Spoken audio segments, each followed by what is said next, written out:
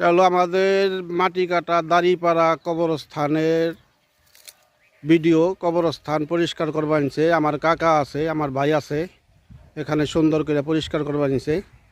অনেক জঙ্গল হয়ে গেছে তো আমরা প্রতি বছর আমরা ওই গোষ্ঠী মারার ওষুধ দেওয়া হয়। ওষুধে ফলাফলটা ভালো আসে না। ফলাফল ভালো না আসার কারণে এই যে আমার কাকা আমার ভাই পরিষ্কার করবা আনছে। দেখেন কেমন সুন্দর করে পরিষ্কার করছে, দেখেন একবারে ফুলের মতন পরিষ্কার করবা আনছে। আরও সুন্দর করব, আরও সুন্দর করার ইচ্ছা আছে। তো এইরকম করে পরিষ্কার করব। তো কবরস্থানটা আমাদের এত সুন্দর প্লেসের মধ্যে আমার কবরস্থানটা যদি একবার না দেখেন তাহলে বুঝতে পারবেন না।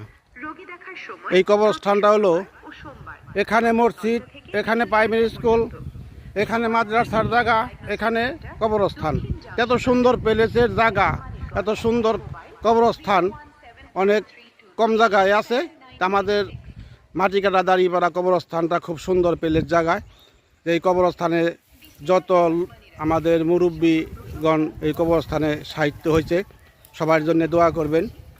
আর আমার কাকার জন্য দোয়া করবেন। কাকাই যে পরিষ্কার করবার নিছে, চম দিয়ে দিবে নিছে, এটা যদি অর্থর বিনিময়ে চম দেয় তারপরও এই অনেকজনই এই কাজে আগ্রহ না। তো এই যে আমার কাকা আমার ভাই যে পরিষ্কার করবার নিছে, এদের জন্য দোয়া করবেন। এদেরও জানি আল্লাহ পাক সুখ শান্তি বজায় রাখে, সুখ শান্তিতে বসবাস করবার দেয়। তার এই কবরস্থানের জন্যে সবার জন্যে দোয়া করবেন। যেটি এই কবরস্থানে সাহিত্য আছে, সবার জন্য দোয়া করবেন। এই কবরস্থানের জন্য সবার কাছে দোয়া চাই। আর এই কবরস্থানটা খুব সুন্দর প্লেস জায়গায়। আর ওই অনেক জঙ্গল হয়ে গেছে তো, অনেক জঙ্গলের কারণে আমরা এখন উদ্যোগ নেওয়া হয়েছে, সমাজবাসী উদ্যোগ নিয়েছে পরিষ্কার করার জন্যে। সবাই ভালো থাকবেন, সুস্থ থাকবেন। কবরস্থানের যত মুরব্বীগণ আছে সবার জন্যে দোয়া করবেন। এগোজানি কবরটা জান্নাতের বাগান বানায় দেয়। তো এই দোয়া করবেন সবাই। সব যাদের মই মুরব্বী এই কবরস্থানে সাহিত্য আছে তাদের জন্য সবাই দোয়া করবেন, এটাই আমার অনুরোধ। তো সবাই ভালো থাকবেন, সুস্থ থাকবেন।